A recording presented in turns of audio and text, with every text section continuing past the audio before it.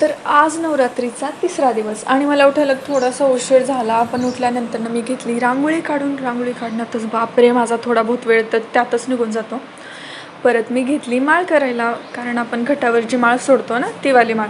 मग मी ती घेतलेली, पण त्यासाठी जे फुलं लागणार होते ते आमच्या दारात नव्हतेच. आता कशानं नव्हते यार, आमचे शेजारी एवढे चोरटे आहेत तुम्हाला काय सांगू. एक एक फूल एक फळ आमच्या झाडाला कधीच राहत नाही. आणि आज थोडासा उशीर काय झाला, फुलं गायब. परत मग मी घेतली भाकरी करण्यासाठी. भाकरी केली, बघा बघा थोडीशी फुगली आहे ना, फुगली थोडीशी तर फुगलेलीच आहे भाकरी. मग मी करून घेतली. तोपर्यंत मम्मी करत होती देवपूजा.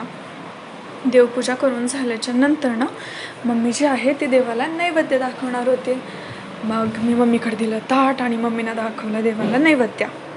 आणि हा माझा फर्स्ट ब्लॉग व्हिडिओ होता यार. मला माहीत नाही मी कसं कसं बोलले आणि काय काय बोलले, पण ठीक आहे, चलो चलता येत ना. तो कसा वाटला तुम्हाला हा ब्लॉग कमेंट करून नक्की सांगा.